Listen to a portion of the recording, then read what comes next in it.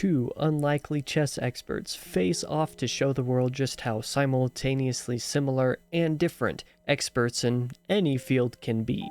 Discovered and published after Zweig's death, Chess Story apparently is a similar style as his other writings, namely a central narrator exploring the story of others where those others then narrate portions of the story to them.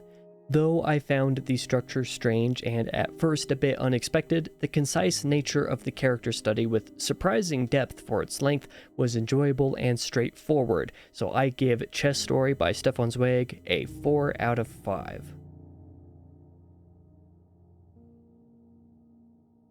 One thing that I noted immediately upon finishing the novella Chess Story is that it isn't so much a story in the sense of it being a narrative or a plot-driven story as much as it is a character study. It isn't a particularly deep character study, but one that kind of rounds in on itself in the sense that the reader has to come up with the really deep portions of the character study, and this story just gives you the blueprint of it. The novella essentially starts with explaining the character of Czentovich, which I hope I'm pronouncing correctly. I'm probably not. I apologize if I am. Czentovich is a man with little active intelligence or expression in nearly all fields and is quite remarkably notable as such. He's made very clearly to be a character who does not really think super deeply, is very slow to learn, probably somebody who we would say has learning disabilities today in the 21st century. Czentovich as a character accidentally stumbles upon the game of chess and proves to be a master of it, proves to be very capable of it. One with very little real-life talent in most regards is able to play this game with astounding expertise, all things considered, though he is very slow and methodical in his gameplay. Czentovich garners a reputation and becomes a declared world champion because of his skill and adeptness with chess, and the narrator makes strides to end up in competition with his prodigy to be able to study him in the game of his, natural habitat, we shall say. While playing, another mysterious man butts into the game, however, resulting in a draw as opposed to the absolute slaughtering that Czentovich gave to the narrator and the others he was playing with. This new man is named Dr. B.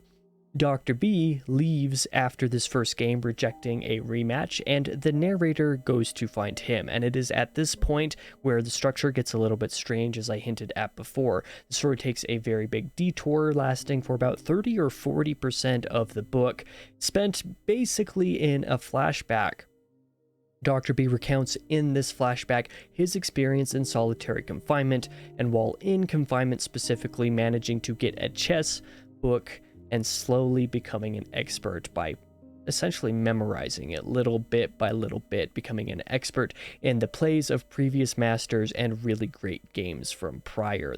However, because he is able to play and memorize and learn these games to such an acute degree, Dr. B, however, goes pretty stir-crazy in his solitary confinement cell when he attempts to play himself. He finds a cognitive dissonance in performing the game of chess against himself, being unable to act out the actions of a player who would realistically, in a real game of chess with another person, not know the thinkings of the other person. And this causes him to essentially go crazy. He goes into a fever because of this obsession with chess, and eventually is able to escape this solitary confinement, fortunately for him, and get out of this chess-induced fever.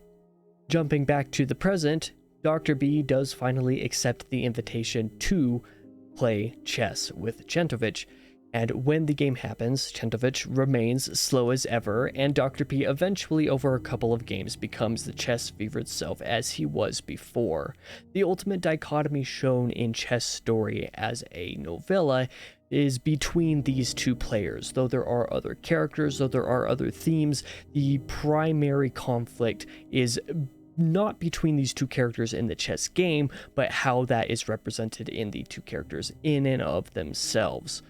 As stated in one sense at the very beginning of this video, I said that they're simultaneously very similar and very different. They are similar in the sense that Centovic and Dr. B are both very unlikely chess experts. Dr. B's experience in solitary confinement means that him being such an insanely adept expert with chess games of the past and therefore the moves that experts are able to play has made him into an expert. This is a very unlikely scenario, and the fact that Centovic, who's seemingly very inept with a lot of daily life and a lot of normal natural things, is very skilled with chess is also something that seems a little bit unlikely. The story reflects on this in this final confrontation by showing that despite the similarity, however, there's also very big differences in how they came to be experts and how different temperaments can affect that as well. The story, the novella, doesn't dig super deeply into personal psychology for these two characters or any of the other characters for that matter, but instead just contrasts them, and this contrasting of them here allows for the readers to make their own interpretations for the characters as a result. And really, when it comes down to it, I think that part of the joy that I got out of Chess Story was in being able to think about these characters in comparison to one another. So I will, instead of going even deeper into an analysis here, I will allow you the opportunity to do that yourself, because I think different readers will come up with different ways of seeing these two fundamental characters in their essence. In addition to this, as I also mentioned at the beginning, I think it is also important to note that Chess Story doesn't necessarily have to be about chess either. I think the fact that the essential focus of the story is on the characters being very similar but different and also being unlikely experts in their field is one that can apply to other areas and other professions as well. It seems to me that you could even find people reflecting both of the temperaments of Centovic and or Dr. B in your own workplace if you really wanted to study people that hard. And I found this to be a really fun way of exploring character, a way that I have not personally come across in any other literature that I've personally read so far. Coming up next fortnight on March 24th, I will be covering a new story by another new author. This will be Voice in the Night. I can't remember if it's A Voice in the Night or The Voice in the Night. It's one of the two, but it is by William Hope Hodgson, and I'm very excited to explore into my first story by this author, and I hope to see you guys there on the 24th.